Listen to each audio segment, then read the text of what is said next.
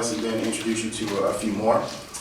First, I want to reintroduce Byron Hurt. He's an American activist, lecturer, writer, award-winning documentary filmmaker. Hurt attended Northeastern University, where he played as a quarterback and founded God Bless the Child Production before graduating with a degree in journalism. Let's welcome Mr. Byron Hurt.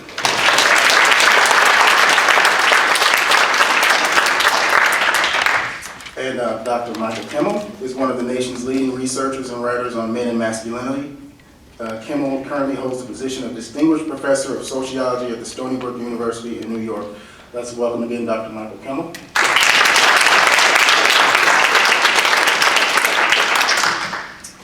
Randy Flood is a psychotherapist, consultant, and writer. Randy Flood is the director and co-founder of the Men's Resource Center of West Michigan. He is a co-author of Stop Hurting the Woman You Love and Masculopathy, the Mystery and Mayhem of Contemporary American Manhood. He recently co-founded with Charlie the Institute for Prevention and Treatment of Masculopathy. He has created and led resocialization training and reclamation experiential groups for men and offers workshops and training for professionals and organizations on male socialization, raising boys into healthy masculinity, and the treatment and prevention of masculopathy. Randy also has resources at the back table, so as you listen to Randy answer the questions, you can see some of those resources in the back. Let's welcome Mr. Randy Flood.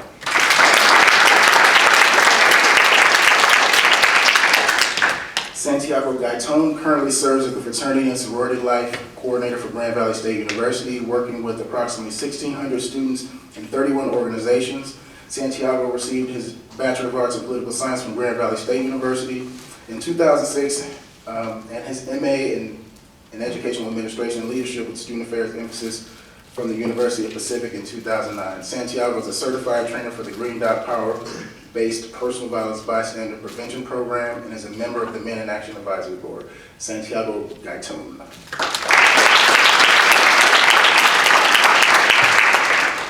And sorry I went a little bit out of order based on my sheet, but Dr. Jessica Jenrich is the director of the GVSU Women's Center. Prior to GVSU, Jessica worked at Dartmouth College directing the Center for Gender and Student Engagement, and before that at the University of Missouri, she directed the undergraduate program in the Women's Gender Studies Department, as well as taught women in gender studies courses. She is currently involved in a number of higher education feminist organizations and is a reviewer for the Diversity in Higher Education Journal. Jessica is a former grant partner and guest writer for the American Association for University Women Policy magazine. Jessica is a contributor to the research in the field of feminist disability studies as well as gender and higher education. Jessica holds professional competencies in the National Association of Student Affairs Professionals in Equity, Diversity, and Inclusion, as well as suicide prevention. Jessica is also a writer of creative nonfiction, most recently published in Paradigm magazine. Jessica earned her bachelor's degree at Bowling Green State University in English, her master's degree from Eastern Michigan University in Women's and Gender Studies, and her doctorate at the University of Missouri in Educational Leadership and Policy Analysis. Dr. Jessica Jenrich.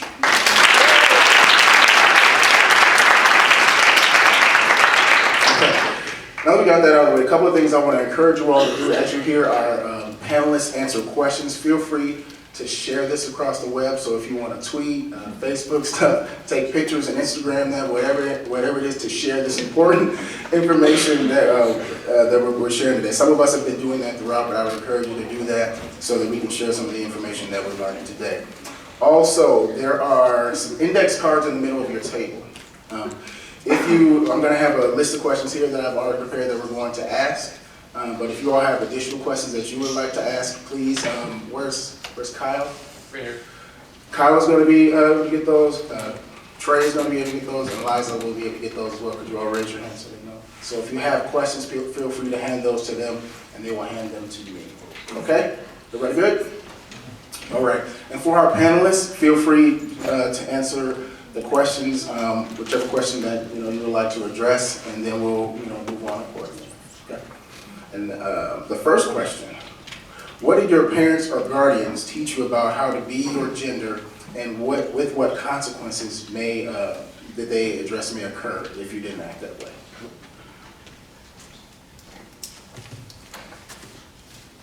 Well, what I decided to do, can you hear me? I need to pull this up. Check 1, 2. I used to be a drummer in a rock band. So this is a story that's in the book that I wrote about my experience as a 9-year-old going hunting that taught me a lot about masculinity. I'm just going to read it. It's not that long. It's a sunny day and cold Saturday morning in northern Michigan. Our beagle Queenie taps her nails rhythmically on the tiled kitchen floor. My father takes his 12-gauge goose gun from the cabinet. I nervously lace my snow boots up, trying to hurry so I don't hold up my dad and my 2 older brothers. This is my first hunt. For years I've watched them go without me. I'm proud and excited as I watch my brothers follow Dad's command and head to the top of the brush pile, a favorite place of refuge for a rabbit on the run. We come to the edge of the swamp, and Queenie starts barking like mad. Dad looks back at me and holds his palm and is signaling me to stop and be quiet. Suddenly we see a rabbit running along the edge of the swamp ahead of Queenie heading for a brush pile. My heart begins pounding as Dad pulls up his gun, takes aim, and boom. He misses. Just as quickly, something changes inside of me, and I start to shake as I watch the empty shell tumble into the snow. Pump, and boom again. I look up, and this time I see the impact of the shot, throwing the rabbit into the air. Then it's on the ground, rolling over, tiny feet pawing at the frozen earth. I look away and then back. The rabbit's flailing has turned to twitches, blood coursing out of his little body, matted its brown and white fur a bright red. Dad grasps the dying rabbit's back legs in his strong hands, the rest of it, and holds the rabbit upside down. I'm mesmerized. What is he going to do next? With one karate chop to the back of the head, he kills the rabbit. At least it's dead now, I think. Then I can't believe it. My father twists its head off and throws it into the brush. I stand frozen while Queenie excitedly licks the blood from the beheaded rabbit. I bleed back tears as my lips begin to tremble. Dad is dressing the rabbit, and I hope he's too preoccupied to notice me. He isn't. Spinning around, he sees me crying and scoffs, "What the hell's wrong with you?" Several years later, my little sister goes hunting with us. But now I have learned to act like a man. Like me on my first hunt, Debbie bursts out crying at the brutality. But it's different with her. Sneering and disdainful when it was with me. Dad soothes Debbie, comforts her. She doesn't need to learn to suck it up. She never goes hunting again.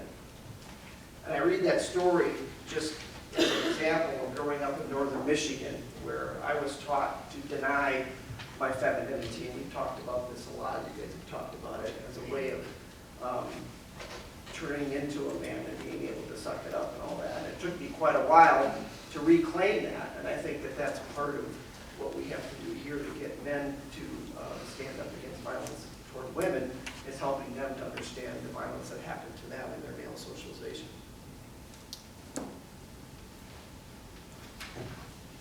I can go next. Can you all hear me? Yeah. All right. Okay. Just to give you a background on some of my culture, I come from a Hispanic, Mexican-American background. Both my parents were migrant workers. A lot of them went from, my father went from Texas to Michigan doing farm work. My mother stayed in Michigan mostly. In Saginaw, there's the sugar beets, pickles, went up north to apples, the cherries. So I come from even though they weren't first generation, the culture that I come from is very much a first generation Mexican-American family. And with that comes the machismo culture. I don't know if you're familiar with that. A lot of it carries the same traditional values you think of stoic men, strong, brave. And that's pretty much what I learned from my father. Kind of a story that we have of him is one summer we were cutting down trees in our house, and he climbed the tree with a chainsaw. He started cutting down a tree, almost nearly cut his finger off. Never cried, never did anything. We joke about it to this day. But very much, that's like the image of my father that I have, is this brave, fearless man who doesn't cry even though he cuts his thumb off with a chainsaw and he's hanging from a tree. But very much that rub dirt in it if you hurt yourself, you can get a wound when you fall off your bike, what's wrong with you. But at the same time, I have a very nurturing mother. So it's it was a huge dichotomy in my family growing up, because in Mexican-American families, mothers and sons have a very close relationship, traditionally, and mothers will take care of their sons way into their 20s, 30s, whatever. So there's that bond where, with my mother, she was very nurturing, she would do everything for her son, or with my father, it was almost a very different relationship. So I learned two different things about what it meant to be a man, especially a Mexican-American son in the family. And at the same time, they grew up in the they were in college in the 70s, much when they were very much activists. So they see everything almost through an activist lens. When they fought to get Toronto American Studies programs at Michigan State, you know, they had this activist culture. They saw the relationships. They built coalitions across the board. So when we talk about other issues, they can see it in a coalition building sense. So it was a very confusing situation to grow up to find out what it meant to be a man, because they would fight for rights. They spoke out against domestic violence. You know, they talked about how you needed to be a man, take care of your family, and that meant, you know, to not hit women and all these things, but at the same time, it was the suppression of any emotion as a man. So it was very confusing. There was conflicting roles because my mother would nurture me. She'd say, that's okay, you can cry. My father would come around and hit me on the back of the head. What are you crying for? I'll give you something to cry about, and like whip his belt out. So very confusing to grow up as a person in this culture, because not only did I have the American cultural values of mainstream America, but I had these not secondary, but I had a second set of values that my parents grew up with, that they learned from their parents who grew up outside of the United States. So very confusing and supporting at the same time. But throughout this time, as I've grown older and had conversations with my father, I think that's where the greater learning has happened. And he supports me now, but it was not as so much as a younger child.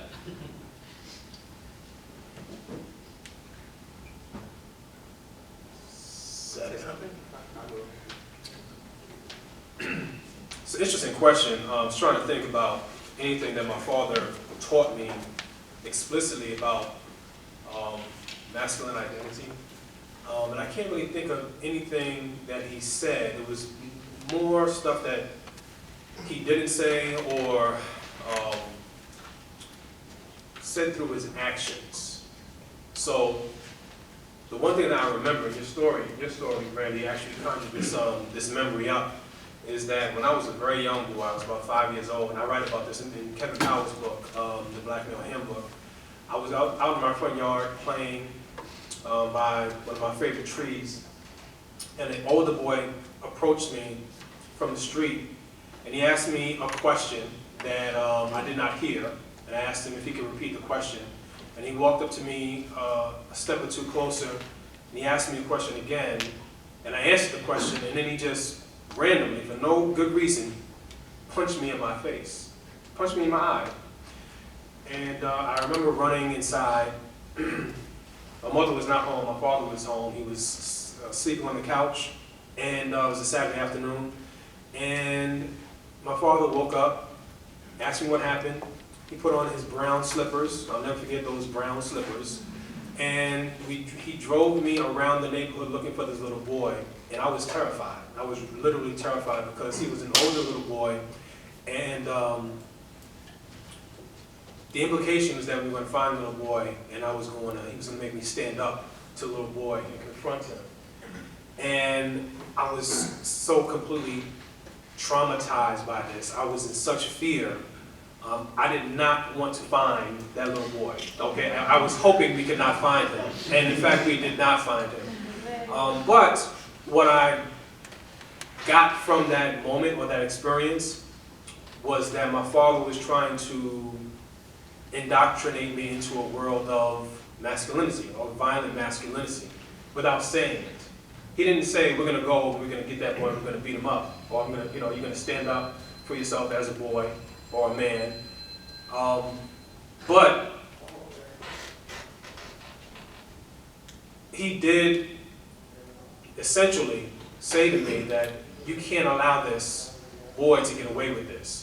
And so I thought this sounded a very powerful message to me. And on the other hand, my mother always talked to me about backing down from confrontation, talking through a problem with other boys. If I got into a situation where I was going to be confronted or I would get into a fight, And I thought that was very interesting that they had two very different ways of handling or thinking about confrontation. And to be quite honest with you, neither of those were good options for me at that particular time, because my father's option was very scary for me, and my mother's option was unrealistic and impractical in terms of my own survival on the playground or at school or what have you, because I felt that if I were to back down or negotiate or talk through a situation, that I would become an even more larger target or a victim from other men's violence, which I think is really, really interesting. And the last thing I'll say really quickly is that, and I love my mother to death, but the one thing that my mother taught me about girls and sex, she told me to stay away from fast girls. How's that for sex education, right? What does that mean, stay away from fast girls? But never told me not to, or I guess not be promiscuous, you know what I mean? So it was like a sort of a double standard in terms of sex and sexual expression, sexual identity, yeah. I was thinking, listening to everybody's stories, and I'm going to be a little contrarian. I'm not going to tell you much about what my parents taught me, but what my son has taught me. Because I was thinking about this, that one day when my son, I guess he was in fourth grade, so it's now 5 years ago or so, and he and I were walking to school. So he's 8. We're walking to school one day, and he knows what I do. He knows about my work, and he's actually, he's very excited that he's in, the opening vignette of the sports chapter of Guideline. He thinks that's really cool. He loves that.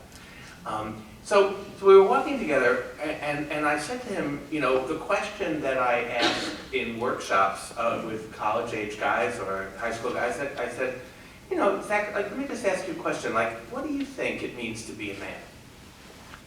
And he sort of says, well, Dad, it's a really interesting question because we were just talking about that on my hockey team. He played teeny tiny boy hockey, midgets, and I think he was a mite at the time. He said, we're just talking about that on my hockey team because one of the guys on my team was hurt and couldn't play, but he showed up at the game, but he wasn't playing. And the other guys were saying, you've got to play. Who cares if you're hurt? You play through pain. It doesn't matter if you're hurt. You're basically, you're such a wuss. So he says, so he looks at me and he says, so I think being a man is being tough. And then he takes about 2 or 3 more steps, and the parents in the room will recognize this.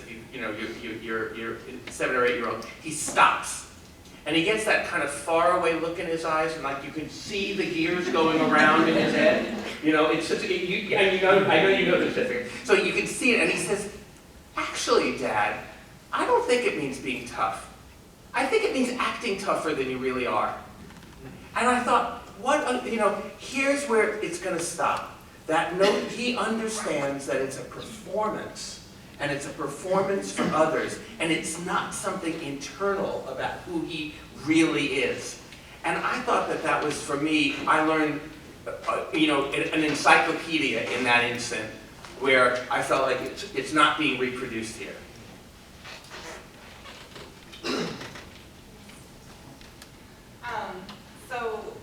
And can everyone hear me okay? Okay. So my parents, I think, unintentionally taught me about the performance of gender through their own lives. They were very much trying to break away from their both sides' parents, very working class, and trying to raise in status by going to night school, going to college, and slowly breaking into the white collar area of education. But every weekend, the second my father was done with work, we would go to Lake Erie, which was about an hour and a half from our house, and stay in this kind of ramshackle cabin. And he would take his fishing boat out. And I think my parents spent the majority of the weekend and summers mildly, if not somewhat pleasantly intoxicated. And they taught my brother and I that there are 2 sides of every person. person. There's your public persona and your private persona. And so Monday through Friday, 9 to 5, my father would go and deal with human resources issues, and he was the dean of students and would deal with discipline, etc. And then the weekends in the summertime, he was a completely different person. And so while that on the surface may not directly tie to gender, when I ran into what I call, or borrow from Judith Butler, gender trouble around my sexuality or around going to a very conservative Catholic school and butting up against some of that tradition, my parents would kind of fall back on, when you're in school, when you're in the place in which you are supposed to perform as a student, as someone who exhibits femininity, that's where you do it. And when you go home, you take that uniform off, and you never need to put it on again until Monday morning. So it was a very, for lack of better terms, it was a very split view of what it means to really, engage in any kind of gender performance. Okay, thank you all. All right, my next question is, after all of your years and efforts to promote positive gender development and relations, we still live in a world with an enormous amount of violence and exploitation. So it's kind of a two-parter. What inspired you to get engaged in this important topic, and what keeps you in this work?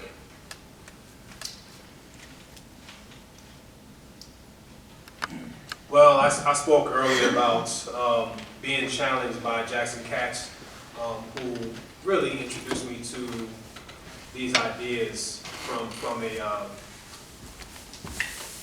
activist standpoint, and so that's what really inspired me. But it was mostly me wanting also to make a difference in the world, right? And also to break free from the confines of being trapped in the box myself. And I read a book called Cool Pose by Richard Majors. I don't know if you remember that book, many years ago. And it really spoke to me as an African American man. And it was freeing on a certain level for me to read that book and to read Nathan McCall's book, Makes Me Want to Holler, which I identified with so much. Some of what he experienced and went through just really resonated with me because I could identify with it.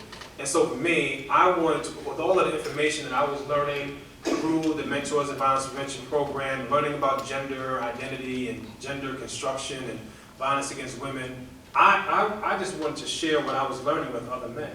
I mean, that's really what it came down to. I mean, I made a film called I Am a Man, Black Masculinity in America. And I just felt like all of the information that I was learning and that was so revelatory for me as a man and as an African American man, I just wanted to share what I was learning. I felt like it was so freeing for me, and I felt like I wanted all of the men around me to be freed in the same way. And I thought, I guess really that was, there was a certain level of selfishness in that, because I was tired of performing. I was tired of performing, and I wanted to be able to stop that. I wanted to be able to have more genuine and authentic relationships with the men around me. And I felt like by talking about it, I could free up that space for me as well, in addition to making, a big impact on the culture that I live in. And so that's what motivated me to do it. And what keeps me active is I do see progress. I do realize that I do have a voice. And a lot of times when I go around the country, I speak at conferences or at a college, university, and I hear so many young men who approach me, and they talk about how important it is, what I'm doing and other men, like me are doing. And I see that they're being freed by my talks or my films, or just by me just speaking up and raising my voice. And so that keeps me moving, and I understand that any social change, any social progress can tend to be slow moving, and I understand that things are not going to change overnight. Although, I think that I have seen a tremendous amount of change, especially among younger men who are engaging in this kind of work more than when I first started doing this work. Does that make sense? Okay, yeah, so that's good. It's interesting to me. I want to go next because I have a different sort of starting point. You know, Byron, you talk about being inspired and challenged by another man, a friend. And for me, the inspiration came from my partner when I was in graduate school.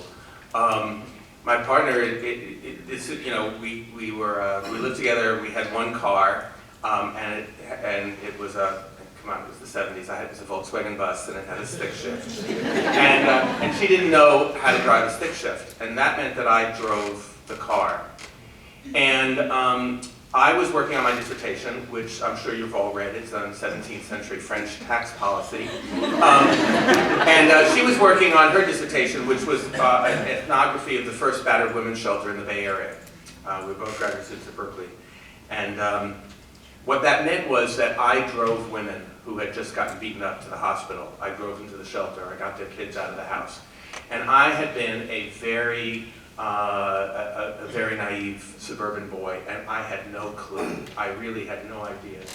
And so one day I said to her, you know, the heck with 17th century French tax policy. I said, I'm going to come work with you at the shelter. And she said, well, no, you actually can't. And I said, well, why not? And she said, well, you know, the only reason you even know where it is because I can't drive a stick shift. And I said, well, I really want to do something. But the work you're doing is so amazing, and these, you know, and it really does something to you. I mean, I have to say, viscerally, it changed me when I was driving a woman to the hospital, and she said to me, well, sometimes I deserve it, but this time I didn't. And it just, I mean, you know, there was something clicked for me, something happened. And I said, I have to work, I want to go do this work. And she said, well, I got an idea. Why don't you go talk to the men who batter women? And I looked at her like, are you out of your mind? I hate them. They beat women up. I want to talk to the women. And she said, now this conversation took place in like 1977. And you know how you have these conversations that are truly like transformative, and you can still hear the person's voice exactly with the inflection that they had then. She said, you have a natural constituency of half the human race. Go talk to them and make them stop. So that's when I went to get involved with the group in San Francisco, Men Overcoming Violence. And that's how I started, was because she didn't drive a stick shift. And because I got pushed by a woman, and I think that that's the story for large numbers of men, is that they were pushed by partners or women in their lives to say, this is your issue, you've got to deal with this, it's not our issue. What keeps me going is so that's a different one, but what keeps me going is exactly the same. I get invited, invited is the wrong word. I get asked to appear on these men's rights radio shows and these like the Rush Limbaugh types, not him, but other people who have, guests on, and they, basically, they, set me up as kind of a whipping boy. And there's a guy in LA named Glenn Sachs who has this radio show, and he talks about men's rights all the time. And they invite me on periodically. It's a call-in show, so I know what's coming. I say my thing, and invariably people, call up to yell at me. But there's always one guy who calls up, and he says, I listen to your show every day, Glenn, because there's nobody else out there that's talking about masculinity. There's nobody else talking about these men's issues. You're the only one, so I listen every time. But I have to say, I really agree with what your guest is saying, because I really think that, women and men should be equal, and that we're not, and that, and violence is, he just says, like, the simplest thing. And I say to myself at that moment, I am doing this for you. I am sitting here taking all of this for you, so that there's another voice out there, that that this is not the only voice that's talking about men's issues. So I feel the same kind of thing. Like, I know that I'm doing this to present a voice that is a counter to the dominant one, because I know there are men out there. We often say things like, "Oh, men don't want to hear it. Men don't want to hear it." I think men are dying to hear this. I think we are desperate to talk about this stuff. And I think we have to create together the space where they can do it. Oh, sure. Hand me that phallic symbol. Now I'm going to move away. Yeah. I cut my teeth doing matter intervention, and so I was, as a young psychologist, thrown in a room with a bunch of men that were really pissed off because the laws in Michigan changed in '94. And so that's when I was starting to do that intervention. And so these guys were being thrown into groups. And so same as you guys, I was thinking that I just was going to change the way they thought and teach them how to behave, scare them straight, and everything was going to be fine. And it was a hell of a lot more challenging than that. But what I learned in working with these guys, that's where I became a student of male socialization, because I looked at them and took their histories, and I developed this core belief that they were not born brutes and beasts. What happened to them? What happened to them? And so then as I listened to their stories, and I listened to them normalize their trauma as growing up as males, hearing guys like the guy that had a police officer father who he was crying around 9 years old, and so he took his 9-year-old son out in front of the cul-de-sac and handcuffed him to the mailbox and put a towel around him as a diaper so that everybody could see that he was the baby. And then the other guy that tells me a story about being afraid of the dark, so his dad took him out behind the house in the woods and put him out there and then left him, and he had to find his way back so he wouldn't be afraid of the dark anymore. Just stories like this, and then they, well, I deserved it. I learned how not to be baby, and they would normalize it. So I learned that what happens is this is a trickle-down sport, in that the pain that men suffer, oftentimes they normalize, and then they buy into hyper-masculine kind of ideology, which one of those is to have control and power over women, and then it cascaded from that. And so what inspires me now is that I've developed programs that keep men engaged longer, so not only that you're changing the way that they think and the way that they behave through psychoeducation, but you move into a therapy process where they can go deep into their own wounds. And then when you get guys to kind of take off the tough guys and actually be honest and make emotional connections and wire back to their heart that was disconnected in the male socialization process, they then develop their full humanity and can be more evolved men. And so that's the world I live in terms of working with guys that I worked with for years. There's an attrition rate. Not everybody stays, but the guys who do stay become better men. And that's inspiring. So, Thank you. So I don't know how many of you are avid readers out there. I'm assuming a lot of you. But you know that feeling when you get to the end of a really, really good book that you love so much and you start to almost slow down because you don't want it to end? Because you don't know what you're going to do when you've gotten to that last page. Of course you want to find out how it ends, but you just don't know what you're going to do. Well, that was me all through college, through undergrad, through being a literature major. And then I took some time off before going back to school for what I thought would be a PhD in English, and started reading a lot of feminist texts that gave me that same heightened anxiety, but when I shut the book at the end, I was left with, so what? So what? So what are you going to do now? The answer obviously wasn't to pick up another book or to find something else written by that author, although that was useful. But the idea was that activism itself was also art. And that really resonated with me as someone who was fulfilled and motivated through different types of their visual art, music, or writing, and that type of thing.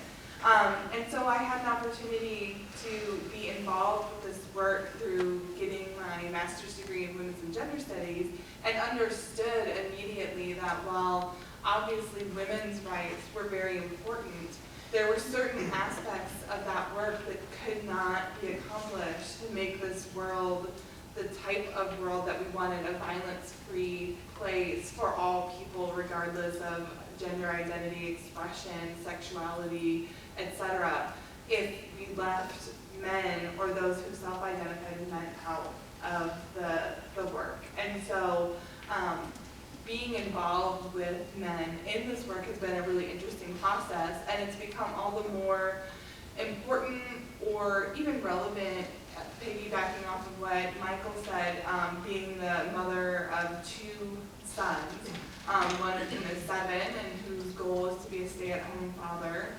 I think it's because he doesn't think that you have to get up in the morning when that happens. Nonetheless, but seeing that active choices that I make, also that his friends' parents make, that influence change over time. So change can be seen really well in that small microcosm of children. And I've also been privileged to work on college campuses where you are a fantastic, motivating audience to work with because you are willing to change so much more quickly than the rest of the world. So meeting with that freshman who doesn't know what women's and gender studies is, has never heard of feminism except in a really negative context, and then by the end of their senior year is ready to, go on to grad school, has a position in a nonprofit, actively can speak about these things, is a pillar of their community around that work. That has been really motivating, and that's something that keeps me going every day. I guess what kind of got me into this field, I guess, is just my personal story. My sister was a 7-year victim of emotional, physical, and psychological violence. What kind of woke me up, I went to a boarding school, so I didn't get to see 4 years of it, was when she showed up to my high school graduation with 2 big black eyes. And from that moment on, I was like, what can I do to stop this? And it really, coming from that activist family, like I wanted to do something right away, but I didn't know what to do. And thankfully, when I came to Grand Valley, I was here. So I did get involved with them early on. I was very fortunate. Grand Valley brought in Jackson Katz to do a session with them and start educating us on what we can do. So that's really what keeps me hopeful is, I was searching and I luckily found something that could help me to say, what can I do to prevent this from happening again? Because within my family, another thing with Latino background is what happens in your household stays in your household. So very vividly, my mother said, don't you ever tell anyone about this. You can't talk to someone. So right away, I couldn't talk to anybody. So I was like, if I can't even talk to my own family about this, where am I going to learn? What am I going to do? So being able to talk to other men and engage in that, is really hopeful. And conferences like this is amazing to see people come out to. But it was very personal from the very beginning for me because it's like my sister. So I'm like, if I can't even protect my sister, I don't know what to do. I don't have the tools to do that. Where can I find that? And then finding that, that for me was very, it was an awesome experience. I was like, oh my God, there's people out here to do this. So being able to share that story, being able to work with other men on saying, this is what we can do, this is what we can be proactive about, and this is how we can start changing the culture. That's what keeps me hopeful. Just knowing my own story that, I was in a situation where I didn't know what to do, and I was able to find those resources. I'm going to read one of our questions from the audience. Can you talk about the benefits and limitations of doing work on social justice issues as an ally or from a place of privilege? And for example, men working on feminist issues, white people doing anti-racist work, etc. How do we make sure we're not silencing or overshadowing work being done by men or activists of color, etc.?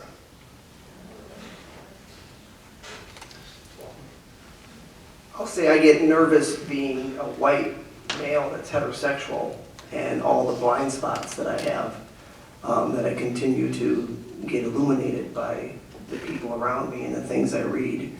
So in some ways, I think it's anxiety provoking for some men to take a stand and stand up and talk about racism or talk about homophobia or talk about sexism.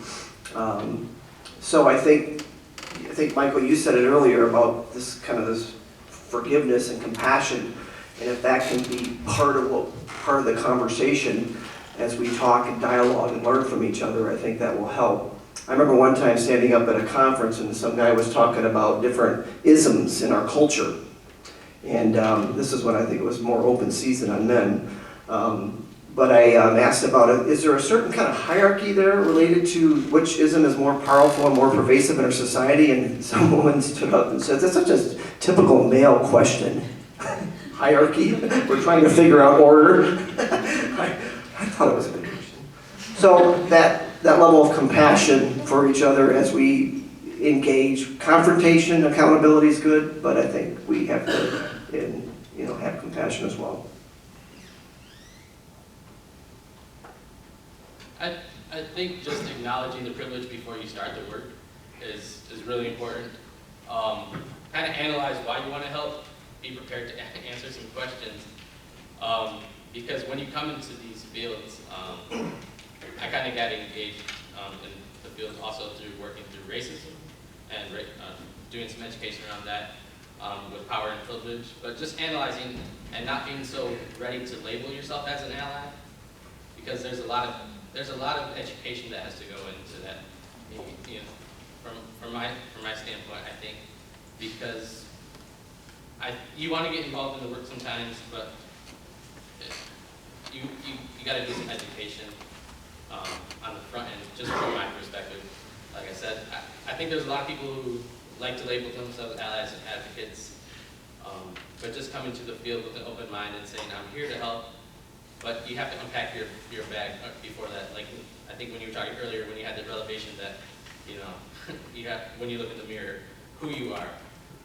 Because you do have a lot of privileges, and sometimes those can be to your benefit. You can be utilized, you can be, you know, put into positions. When I worked with my parents back at home on immigration issues, as a citizen, I have a lot of privileges that I can go in, I can do some protesting that some other people are afraid to do. So understanding who you are in the field, not just in gender-based violence, but, you know, it can be really applied to a lot of different things, I think. I want to just say one thing about this, because I said a lot of other things before, so I don't want to go back over. But I do want to say, I don't trust myself, or I don't trust me, or I don't trust others when I hear them say something. I'm here to help. If I think that motivation is entirely altruistic, even on my part, I don't believe me. I'm in this for me. I know that racism and homophobia and sexism have so thoroughly distorted my vision that I don't see the world as I should. So I am in this to see better. I'm in this to see, you know, differently. And so what I want to try and understand is how my own vision has been so disfigured and so distorted by these oppressions. So I wouldn't say I'm only in it for me, but I also distrust that moment when I feel like I'm here for you, because that feels, even when I say it, I can't say it any way but patronizingly. You know what I mean? So for me, it's about always maintaining a balance of why I do this. Is also because I know that it enhances and improves my relationships and my life. My life will be better the more equal people are. I know this. I think that was really well said, and what has helped me in terms of thinking about myself as an ally, I don't know that I can necessarily self-identify that way. I think that's something that you are given by a community that you work with. But as a lesbian woman, but as a woman who is clearly a white woman, a woman who has been able to get education that others haven't, I have a lot of privilege that comes with this work. And part of it is acknowledging that privilege and checking in with myself as to where is this perspective coming from on this issue, especially when I'm feeling uncomfortable. And another part is something that we're terrible at in society, which is allowing a moment of being uncomfortable to just be uncomfortable. So when someone is actually kind enough to point out to me that I have missed a connection between perhaps homophobia and racism or sexism and a place of trans identity, etc. It's a privilege that that person has shared that with me, and saying, oh, I'm so sorry, falling all over yourself to make it better, isn't necessarily what is helpful. It's sitting with that discomfort and saying, wow, that doesn't really feel good. My natural instinct is to make things better, but I can't make things better in this moment without truly understanding what it is that you're saying. So please help me become better educated in this area, or please, tell me more about what it is that I can be doing to make these connections. And just allowing that cognitive dissonance to sit unresolved is something that I think we really need to focus on as we work as allies, and letting students know that there will be times you'll be uncomfortable. It will be incredibly difficult to just sit there and be uncomfortable, but you will survive it in the end, and you will learn from that, and you will be able to move on and do better work because of it. I'm not sure if any of the other men on the panel have felt this way or have experienced this feeling, but I know for me, I sometimes feel uncomfortable with the notion that that men are going to listen to me more than they would listen to a woman, or be open to listening to me more than they would be open to listening to a woman who may be saying the very same thing that I'm saying, if not better than what I'm saying, right? Or even coming from like a place of like, you know, real experience, firsthand experience, who may have been, you know, either traumatized by rape or sexual assault or battering or some form of physical or sexual violence, or if they've just, you know, lived a life of, you know, being a woman and being exposed to sexism. You know, that kind of makes me feel uncomfortable, because I feel like I'm benefiting from patriarchy in a way that's unfair, right? Because it's not fair that someone should listen to me simply because I'm a man, you know, as opposed to listening to a woman who's saying the same exact thing. Does that make sense? Yes. So I think that is something that I acknowledge that I benefit from. You know, so I benefit from being, like you mentioned earlier, I benefit from being an athlete. I benefit from I guess,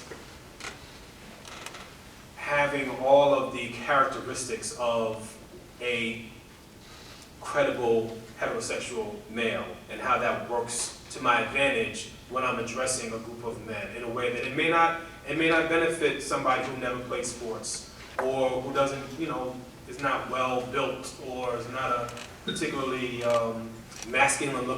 traditionally masculine looking guy. So I do understand that that's the benefit that I walk into a room with. I think that my skin color, the fact that I'm an African American man, may limit what I do on some level. In some spaces, it may help what I do. In other spaces, I think I may be viewed from a particular place of racism. In other words, it may be harder for me to reach a group of, you know, white middle-class men than it would be to, you know, reach a group of young African American men, you know, at some community-based organization in Harlem, New York. You know, so I think that I have to kind of navigate these worlds in different ways, and I have to do that with sensitivity, I have to do it with skill, I have to be agile, I have to be able to think on my feet, I have to be able to code switch and speak differently to different groups in ways that are going to help serve what it is that I'm trying to communicate. Does that make sense? So I do see, you know, the benefits of my privilege as a quote-unquote ally. Now, the last part of the question I don't think anybody has really addressed. How can we make sure that African American men's voices are not silenced? I don't know if I'm the right person. I mean, I guess I can just say that, you know, as African American men, I think that we just have to make sure that the issues that are being addressed around manhood and masculinity and gender violence prevention, feminism, I think that we just have to make sure that some of the complexities around manhood and masculinity that are specific to being African American and male are being addressed in a way that is sensitive and nuanced. Okay, so that's one thing. That's one way that I think that we can make sure that African American males' voices are being heard. I just think we have to always. I think people who are non-black or not of color have to always think about balance of diversity in the room, and I think that goes across, you know, crosses gender as well. Like, we always have to make sure that there is representation from all sides, so that everybody's issues are being addressed. I mean, I hate, like, when I turn to like Face the Nation or Meet the Press or any other political talk show on a Sunday morning. I look at who's on the panel and it's like all white men. I'm like, that doesn't even represent America at all, like not even close. You know what I mean? There are voices that are being left out or being excluded who have important things to say about politics, about what's going on culturally in this country, but we're not hearing from them because someone made a decision to not include those perspectives, right? I mean, it's a choice. It's a decision that people make. So I just think that we have to ensure that there is a real sincere effort and attempt for inclusiveness, and that way you're not leaving anyone out. You're not leaving African American men's voices or African American women's voices out, or Latino, voices out of the room. That's what I think. Does that make sense? Does that answer the question? All right, cool. All right, my next question is, this is an audience question as well. And if you all need me to pass the audience question down so you can further read it, please let me know. It says, do you feel that non-normative sexual identities, for example, queer, pansexual, etc., and gender identities, queer, transgender, etc., are often overlooked as valuable pieces to the puzzle of ending sexual violence? Yes.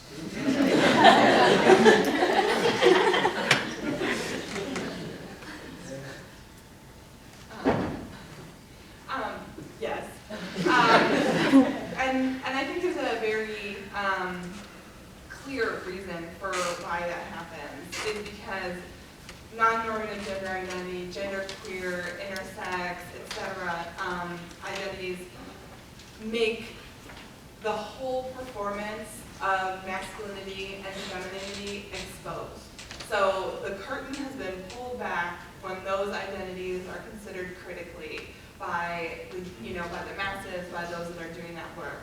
And suddenly we realize that our own masculinity, our own femininity has been something that has been shaped by our experiences, our choices, how we choose to present ourselves, how society tells us to present ourselves. So much like with the earlier question around being uncomfortable, it's incredibly uncomfortable to suddenly realize that this personal autonomy that you have kind of taken on as being a free agent operating in this world of social justice education is actually a lot more manufactured than you were really ready to deal with.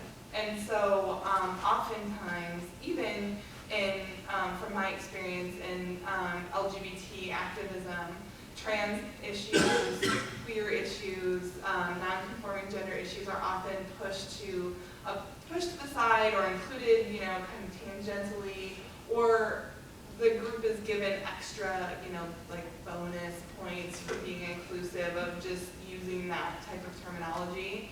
And I think, like I said, it comes back to that idea that, when we are confronted with people who have really thought about how they present their gender and have had the courage to choose to do so differently, it brings up a lot of our own issues, and thus it's very easy to just ignore that part of the problem, or assume that that has its own pathologized issue that shouldn't be included in social justice work in the same way that race and gender, which we consider to be innate, debatably, is. So yeah, absolutely, I do think those are often overlooked. I think that's a lot of the reasons why, although there may be other ideas on that.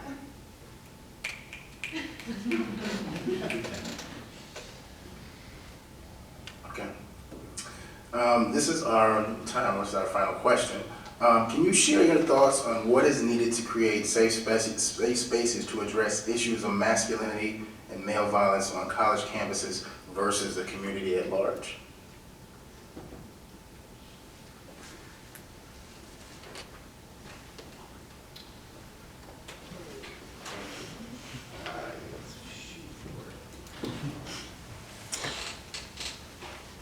I think it's difficult for guys to get involved in these kinds of things because I think because of the construction of masculinity, which is a social construct, there's this notion that somehow you're betraying what I call the man pack, P-A-C-K.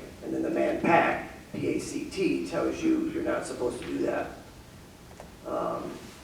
So I think that there's this idea that somehow there's a betrayal. And I think if guys can come in and get more involved in a way that they see, as Michael's been saying a lot today, is that it's in their interest, it's in their benefit. I think that even this movement tends to have a masculine paradigm, allies and enemies, and, tackle the problem. Men are really comfortable at circling the wagons, but they're not too comfortable at circling their chairs and talking to each other. So if we can try to get men to see that, with this exercise of how many men, what do you do on a daily basis to avoid and protect yourself from male violence? When you walk into a bar, what do you do to protect yourself from male violence? Are you careful not to shoulder someone? Are you careful not to give them too much of an eye? There's ways in which we, as men, can be involved in anti-violence work and looking at this more broadly in our work as with each other, working against violence against women, violence against marginalized people in society is all one big umbrella, and lets everybody get involved together.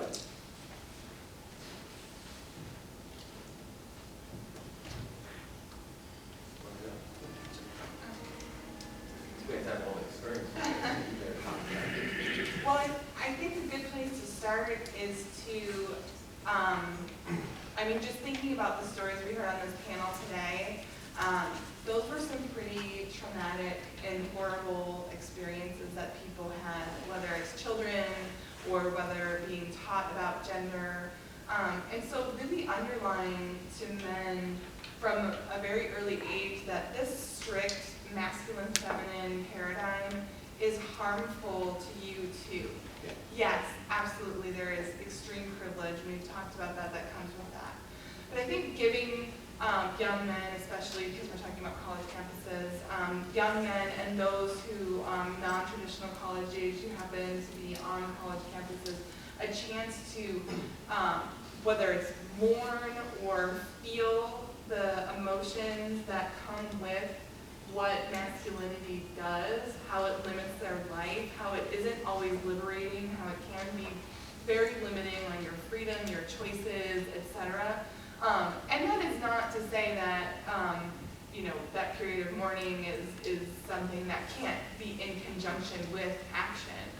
But it is to say that underlying, yes, you are an ally, and yes, you are helping stop violence against women by educating each other, but you're also helping yourselves live in a world where your childhood is not an indoctrination into particular types of humiliation and trauma based on being a man. It doesn't have to be that way.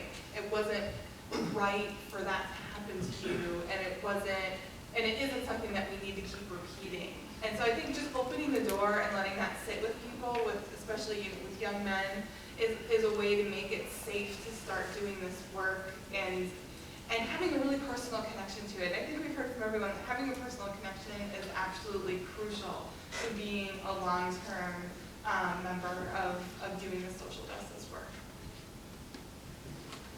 This is one of the questions we talk about probably the most within our own group is at college campuses and universities, we are very fortunate that we kind of have a captive audience to engage, to go out and talk to meet the students where we're at. We can host programs, we can show documentaries, we can have events that we can meet men where they're at. Versus out in the community outside of the university learning setting, it's a little bit more challenging, to do this in a bar setting where you're afraid to be engaged in a fist fight if you start talking about these issues. Or a different setting like that, where you might face very real threats. So this is a question we tackle with probably every week that we meet, is what can we do, since we have so many resources at the college level. We're very fortunate to be supported to have the Men in Action group. We have the Women's Center, we have the LGBT Center, or across campuses, different centers that are equal So how can we carry this conversation out into the community and engage young men? Oftentimes, because we heard a lot of facts that students right now have more friendships based on equality or equal footing, than ever. So how do we replicate these conversations into the community in safe spaces? Because it really is these conversations that get things going. We might bring them in with an event, we've used hip hop beyond beats and rhymes, where they come in at that level, but then they might get something they might not expect, but it's still entertaining, and we can have these conversations in a very safe space here by engaging and pulling these people one at a time. So if I can engage in my sphere of influence and talk to my friends and saying, what do you really think about this, or how do you have these conversations, and kind of one by one affect that, because everybody does graduate, hopefully, from Grand Valley State University. So these conversations will go on beyond here, but that's something that we do struggle with. How can we replicate this type of conference, in a more non-higher ed field or setting? So I'll take your ideas as well. Yeah, I think that was, what everyone said is great. I think that, you have to be really creative with your programming, number one. I think you have to be really, really creative with your programming. And if you want to engage a group of men about how to end, violence against girls and women, you don't want to title the discussion, How to End Violence Against Girls and Women, because no guys are going to show up, right? So my opinion is that you either have to trick guys to get into the room, right? You have to trick them to get in the room, or you have to make it mandatory. It's one or the other, right? Because it's very rare, based on my experience, that you are going to have guys voluntarily come out to engage in a conversation about masculinity or gender violence prevention.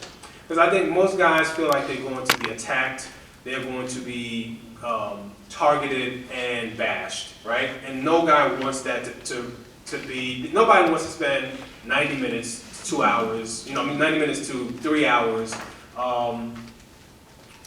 being bashed, right? So you just have to be really creative about how you get guys into the room. And then the other thing is that I think you really have to create an atmosphere where guys can be honest about their true feelings, and you have to have really good, strong facilitation to counter, what some of the really problematic ideas or beliefs are in a way that's not going to be condemning. I think, Michael, you talked about that a little while earlier. You have to be non-judgmental and understand that there's a steep learning curve that's going to be taking place with men who haven't really had many of these conversations before. And so, by sort of allowing guys to be honest and to say some of the more problematic, horrible things about what they really think and what they really feel, while at the same time leading them and guiding them to sort of get them to think critically about what they're actually saying, I think is really important. And I think it just has to be a space where humor is acceptable to talk about certain things. And I think as facilitators, I think you want to have facilitators in the room who, you mentioned this earlier as well, who are very honest about their own evolution and their own process as men, because I think that grants other men the space, to kind of take a breath and to say, okay, this is cool, this is good, I can be myself here. I think that's really important. I don't know if that changes much, whether it's on a college campus or if it's not a college campus. I really don't. I think it's pretty much the same. I think, well, I don't know, someone else maybe could address that, but I haven't really seen major differences in how to effectively engage different demographics of men. I think we're all in the same pool, and I think we have to either be manipulated into having the conversation, or we have to have someone who has a lot of leadership and credibility and power say, this is something that is important for you to attend, so be there. I just want to add one thing. It was great.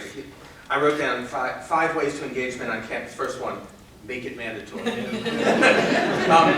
And that my first thought is purposefully during first year orientation, during first year experience, whatever, make it mandatory that this is not something that you can exempt yourself out of because you never did it.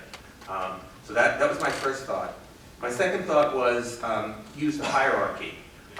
Even though we maintain fictions about sort of everybody being similar, I want to see senior administrators. I want to see the president of this university. I want to see the provost of this university. I want to see them saying, this is so important to me because as a man, if you have a male president or provost, because as a man, there are women in my life and I feel diminished by their vulnerability.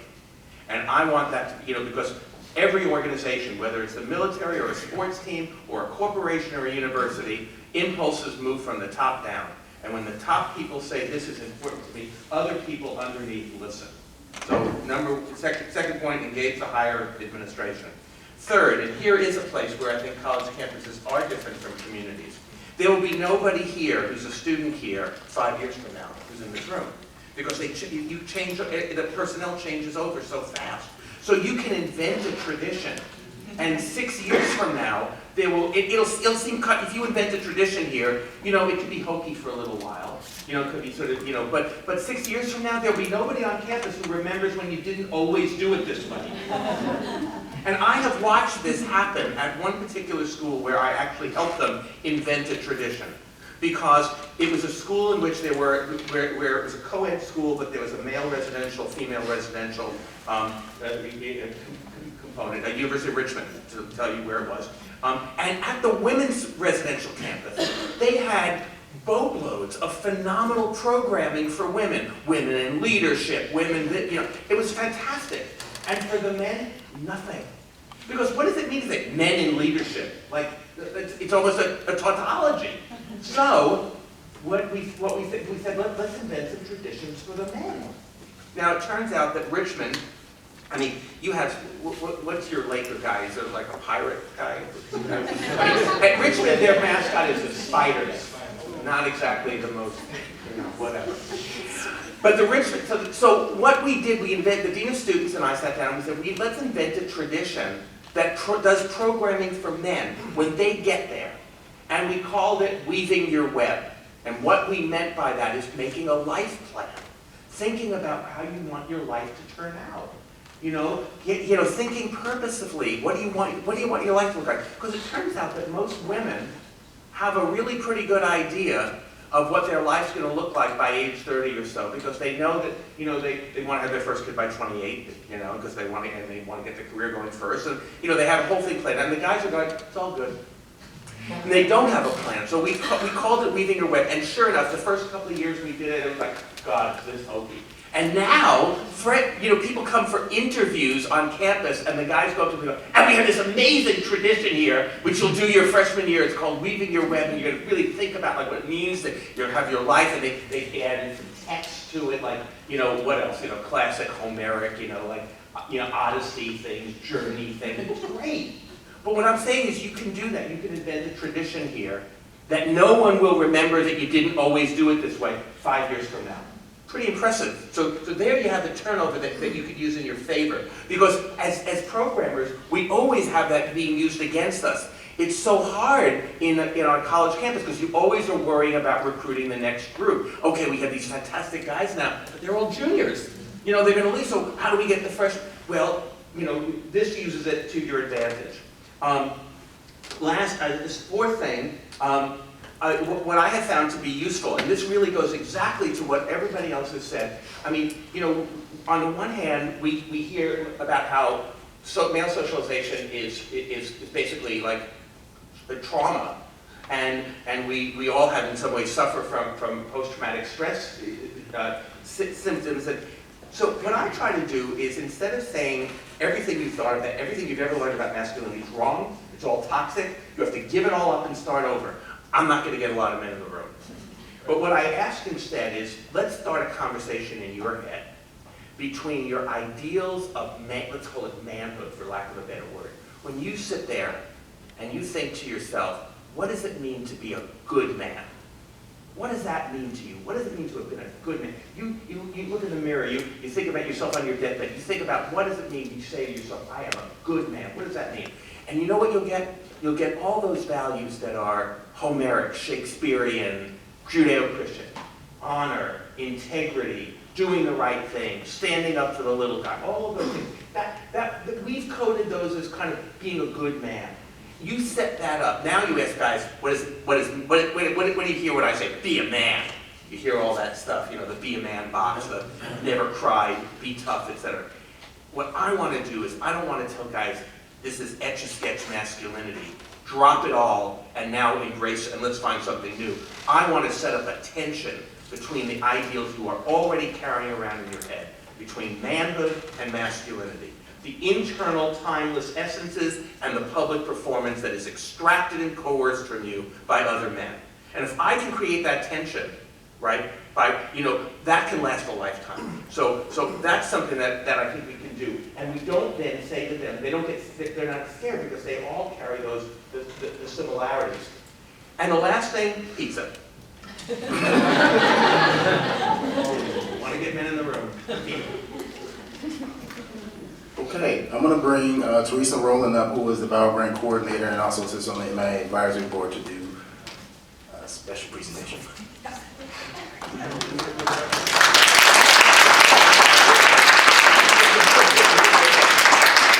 that was a little misleading. I'm not doing